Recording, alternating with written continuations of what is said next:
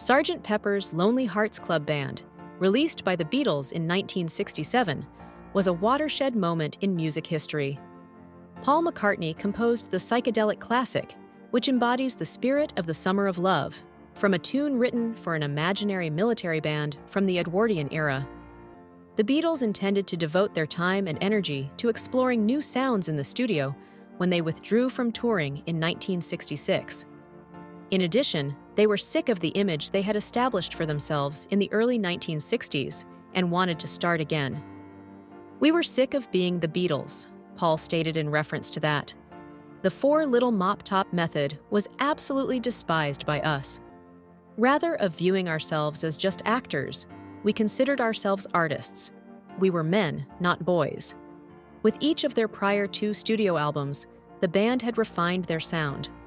Many consider 1965's Rubber Soul to be the record that sparked that movement, but it wasn't until 1966's Revolver that the Beatles truly began to explore and accept new approaches.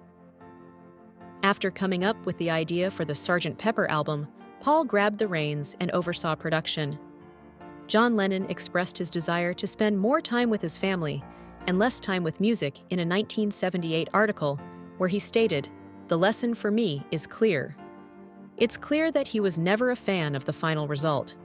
"I lost one family just to make what? Private Pepper?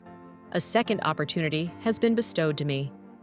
John reportedly said, "I actively despise bits which didn't come out correctly." In an interview that was published in many media outlets, "Lucy in the Sky with Diamonds has several parts that I find annoying. Mr. Kite has some off-key audio. A Day in the Life is enjoyable, although it wasn't quite as good as I had hoped when we were filming it." John had a strong dislike for one of the songs on the album, even though he had written it. The song Good Morning, which John wrote in response to an advertisement for cornflakes, details a typical day in a man's life. "For as long as I can remember, I considered it a piece of trash and a throwaway when I was working on the song," John admitted. "When I was composing, I usually had the TV set at a low level in the background.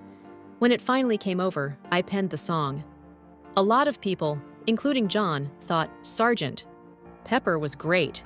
It topped the UK charts for 27 weeks and the US Billboard album charts for 15 weeks.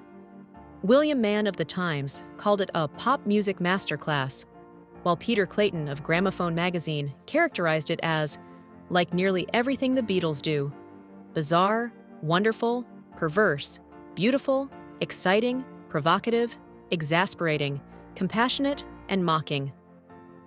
Sgt. Pepper is the most influential Beatles record, according to Paul, who stated as much in an interview with Mojo.